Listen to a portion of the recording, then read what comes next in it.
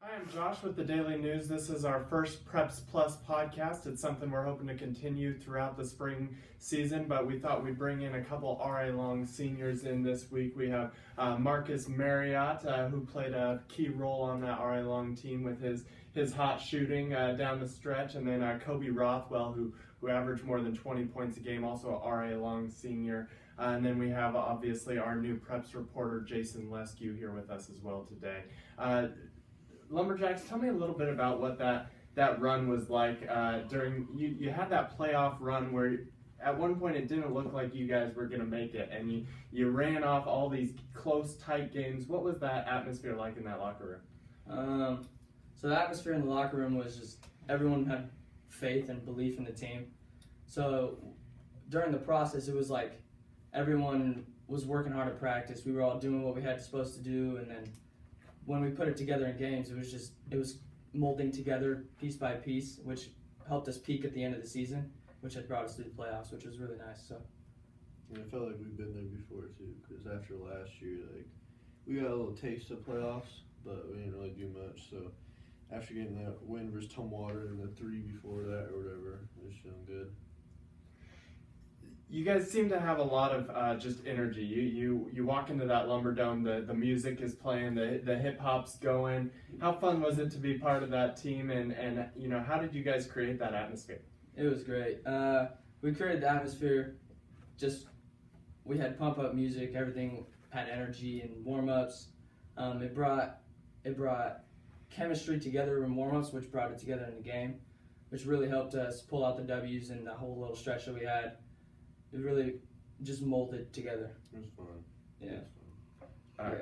Coby, did you expect to average more than 20 points a game this year?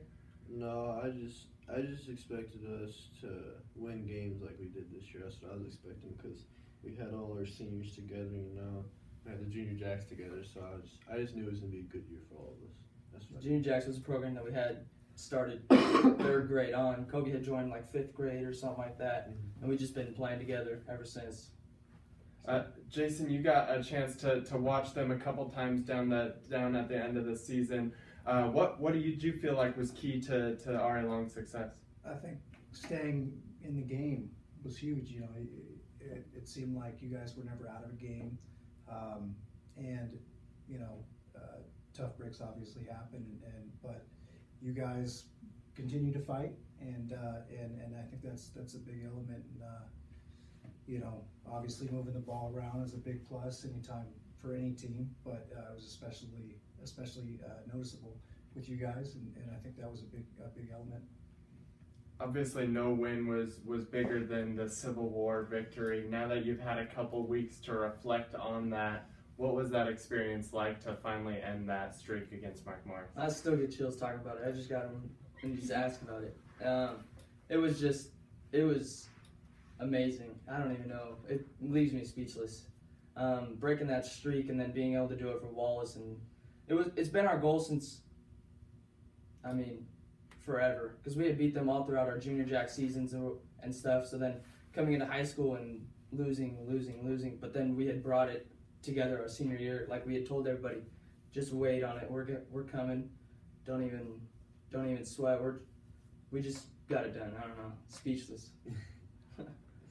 Coby, how much did that really kickstart that run? That's kind of when you started to turn the corner as far as making the playoffs and almost top in Tumwater in that district opener. It seemed like it started there. How much did that energy carry forward through the rest of the season? It carried a lot. It just gave us a lot of momentum, because after we beat them, it just made every game bigger from after that. And so we just created momentum, and all of a sudden we were playing better together. We had even more chemistry than before, and we already knew each other before. But then all of a sudden it started clicking, and we had more energy, and then the wins started piling up, and then, end of the season didn't work out how we wanted it to, but during that stretch, it was good stuff. It was good times. It sounded like maybe some of that, as you mentioned earlier too, the practice and things just falling in line with how you expected them to may have started. It may have just been rooted in that. Yeah. But it materialized. And after that win, all the confidence, everyone had confidence in our team. That was great. Everyone. Everybody's shooting the ball well. Everybody's doing everything they could. Obviously, the end of the season didn't play out the way you guys wanted. Coby, what was it like not having Marcus on the court alongside you as one of those seniors, as one of those leaders in that locker room? How tough was it to cope without that, and how much did that play a factor in not being able to win either of those last two games? Well, it sucked because we didn't have that outside presence like Marcus has.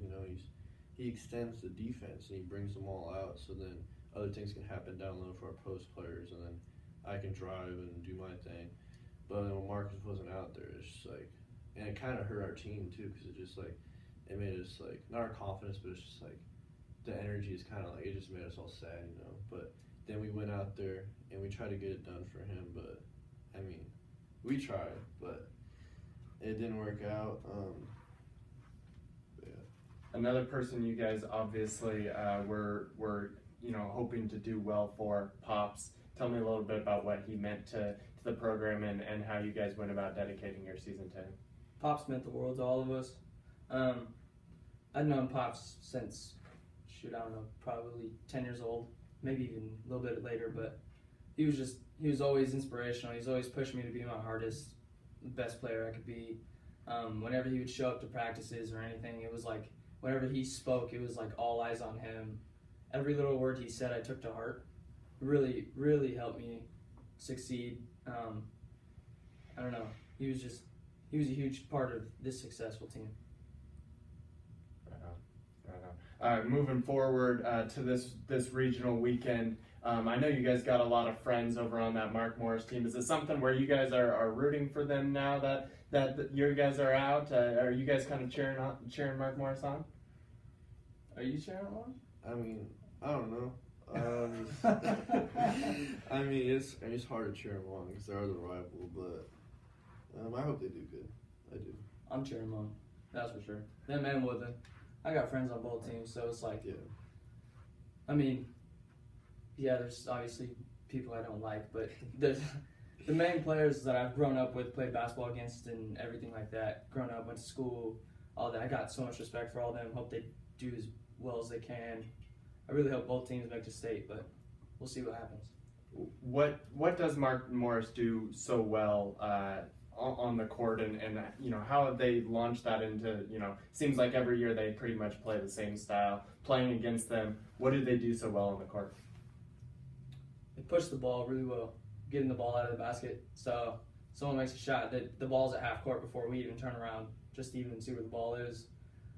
They do really well at that. That helps their shot clock opportunities. It helps everything for them. They're really a threat outside, with Will driving inside, and then it's like he can kick to Mason, he can kick to Berger. They all really can shoot. They're just threats all over. They're good at pinpointing everything. Yeah. So, like, every one of their plays, they have exact spots where they go, and they know exactly what they're doing. They always have a rhythm. Mm-hmm. So I think that's what helps them keep going on each year. They have the same system that keeps going on. Jason, you've seen them play as well. What's your take on Mark Morris and their chances going forward? Well, really just what these guys said. Their fundamental basketball is on point, and that's what helps them win games. They don't get overwhelmed by any moment, as far as I can tell, and those two things coming together really make a difference. I think one area of improvement for them is rebounding, but it's something that can happen with flow of the game with different circumstances, and so they have. You can't count Mark Morris out of any game. It's going to be a tough slate they have, but they're certainly prepared. I was out there Wednesday, and they're as prepared as they could be, and so if they stick to their game, you can't count them out. The Monarchs playing Sela this Saturday at Central Washington University, 4 p.m. tip. They're going to be the second game of a doubleheader with Toledo, who's playing number 1 ranked Kittitas. More locally, over at Battleground, Woodland's going to be playing at 4 on Saturday as well. They're playing Foss.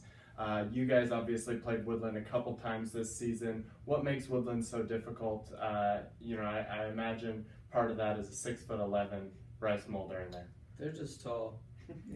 There really ain't nothing you can do about that. It's like if we had 3 guys that was above 6'5", 6'6", and 6'11", I would do what they do and just throw the ball in the rim. It's pretty much the best game plan you could use. Like they try to skip, and yeah, Tanner's a good shooter, but mainly when they played against us, everything was in the paint. And it helped last year when we had Chris Austin. So we can just put him on boulders and we don't have to worry about that. But then when we didn't have him, it's just like, geez, now they just got the height advantage on everyone. But yeah, it's tall. I got a tough matchup. Yeah. Foss is a good team. Sure. Yeah, Foss is a good team. I was talking to a buddy of mine. He coaches for the Valley up in Yakima, and they played Foss during a non-league game, and he said that they're a good team. They know how to run. So hopefully Woodland can pull it out. Obviously, Foss is rated very low in the RPI, which is why they're traveling to Woodland this week, or Battleground, but Woodland's de facto home game in that regional. What have you guys thought of the new RPI system? A lot of controversy. Foss is a team ranked top 3 by people with eyeballs all season long, not so much by the computer system. Is that something you kids follow? I don't understand it. Me either. No. Can you explain it to us? Yeah, you guys aren't in the minority. Yeah, I figured we weren't. It's pretty confusing during the whole season.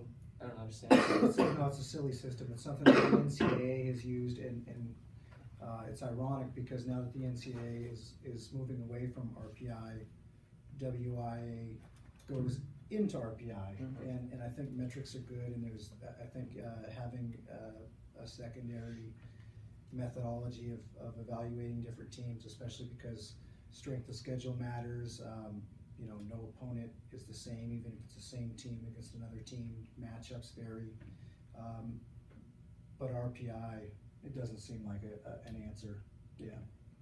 Yeah, to break it down simply, 25% of your RPI is your win percentage, 50% of it is your opponent's win percentage, and another 25% is your opponent's win percentage. But if you look at it, that's 75% strength of schedule. So Colorado, which is the system that WIA adopted from, used it in its football season, and 0-9 football teams made the state playoffs. So if you guys went out and played Nathan Hale, the number 1 team in the nation, every single game, all 20 games, went 0-20, you guys probably be the number 2 ranked team in the state. That would be nice. That would be nice.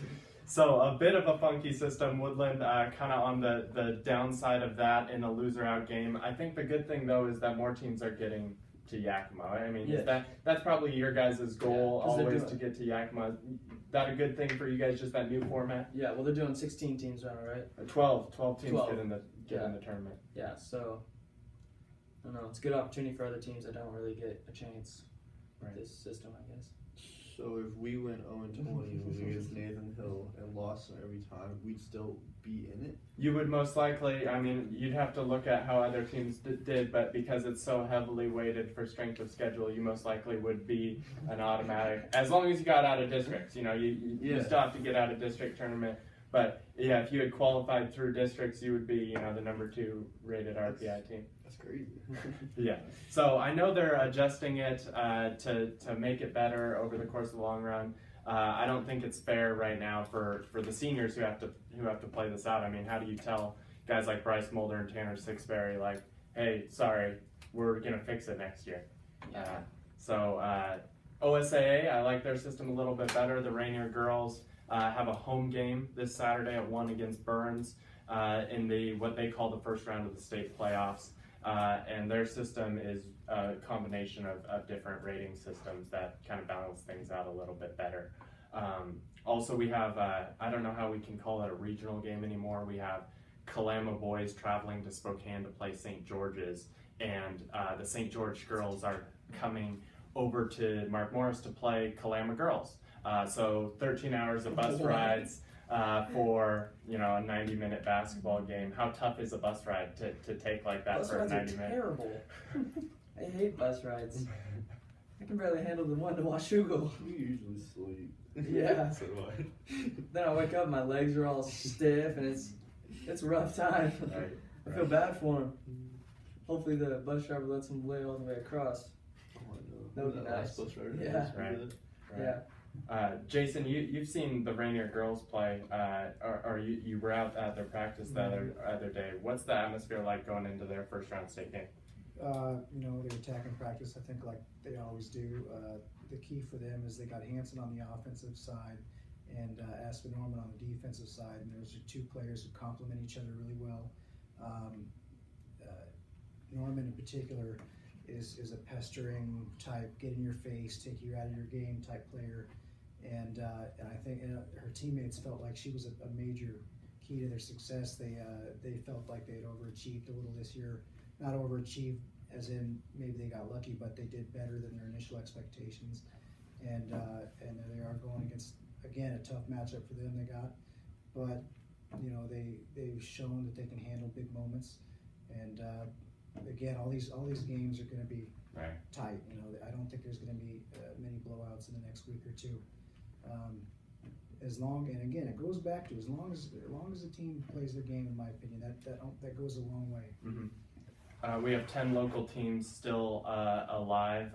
5 of them have already secured a spot in the next round and are just playing for seeding at this point. But I'd like to get your guys' picks for those 2 2A games of teams you guys have played to put you on the spot a little bit. Mark Morris versus Sela. Who you got? I got Mark Morris. I think they'll pick up towards the pace. I think they will. Coby? I don't know how good Sela is. They're okay. I mean, they're always a pretty good team. They'll have the size on Mark Morris as most teams do. How tall are they? They're not Woodland tall. Oh, they'll be fine. I'll probably win. You think Sela? Yeah. Jason, who you got? I agree. No, Mark Morris. You got Mark Morris? Okay. No, I agree with these guys. Yeah, Bill Backamus has those guys down. They know what they're, like you guys were saying. They know what they're doing. They know where to go. They see the lanes, and I think they have a very good shot. Yeah, I think Bill Backamus always has his guys ready.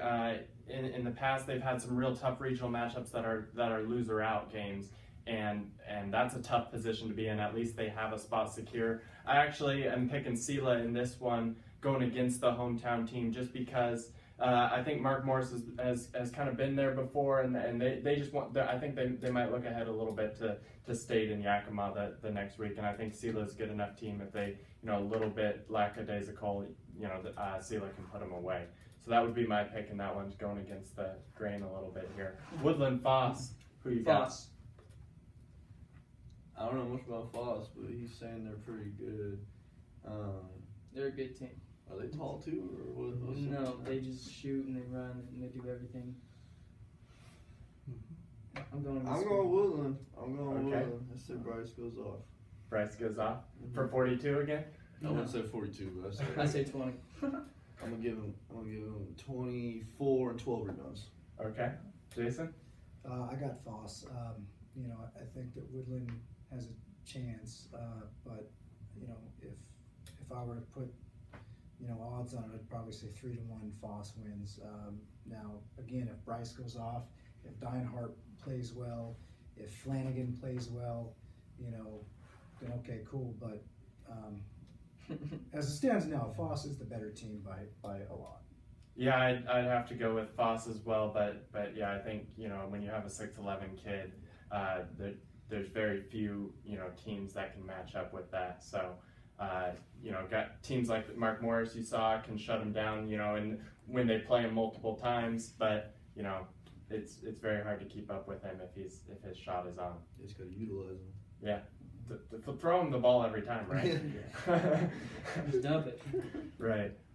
That's it for us on our first Preps Plus podcast. I want to thank Coby and Marcus from RA Long coming out here today to join us, and we'll see you in the spring.